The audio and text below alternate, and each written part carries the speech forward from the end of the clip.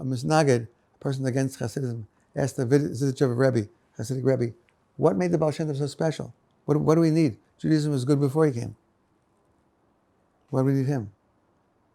He said it's like a parable. In Poland, they elected the king for a period. There's a period when they elected the king that exists in certain cultures.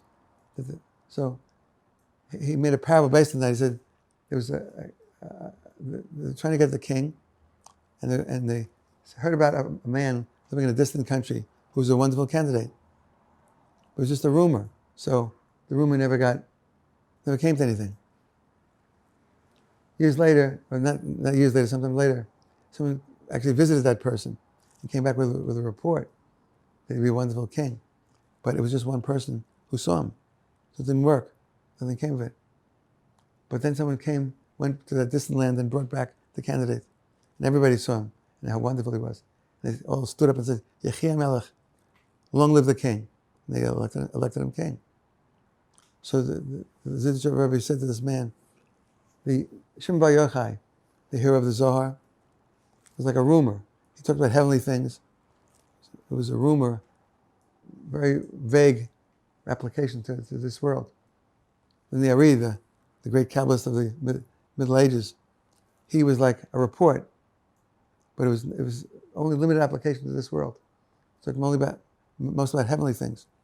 But then the Baal Shem Tov was the one who actually brought the candidate and put him before the people. He said, this is the king. So the Baal Shem Tov brought God right in front of people's eyes.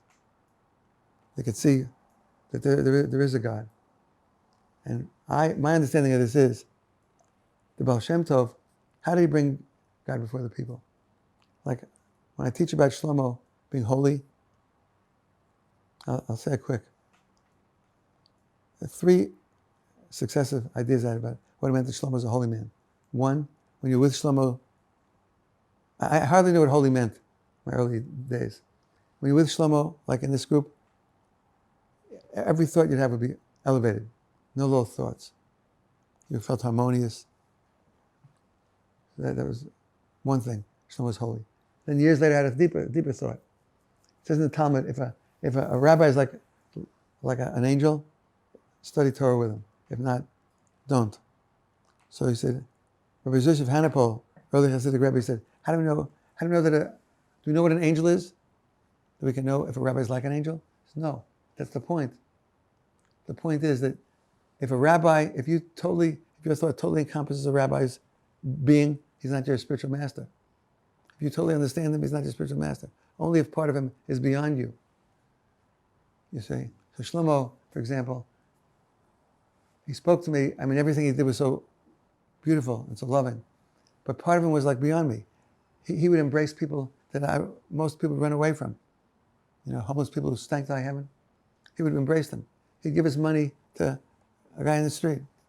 Some part of his behavior was like not understandable.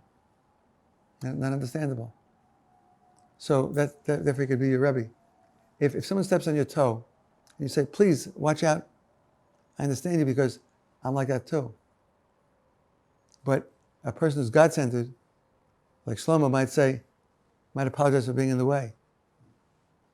See, people who are God-centered, it's like something's funny because it's the opposite of what we feel it should be. We're ego-centered. So then that was my second thought. My third thought was, years later, when I got into the limousine after my grandfather's funeral, I couldn't cry at the funeral. It felt bad. When I saw my grandmother, she reached out towards me, I reached out towards her, I started to weep. Because if you see your grandmother, you sing your grandfather too, right? The Torah says, a real marriage, two become one. So when I reached out to my grandmother, I saw my grandfather. And I wept. So I realized that Shlomo, or a holy person, is somebody who doesn't make sense if there isn't an invisible partner. Everything about a holy person is like an invisible partner. There's a glow, an aura. So that's what the Baal Shem Tov was. Baal Shem Tov was, everything about him made you see the invisible partner. That's what he accomplished. He could bring God in front. He made himself the center. See, previous to that, the rabbis did not make themselves the center. The Torah was the center. But he made himself the center. And that's the way everybody could see God. So thanks for coming.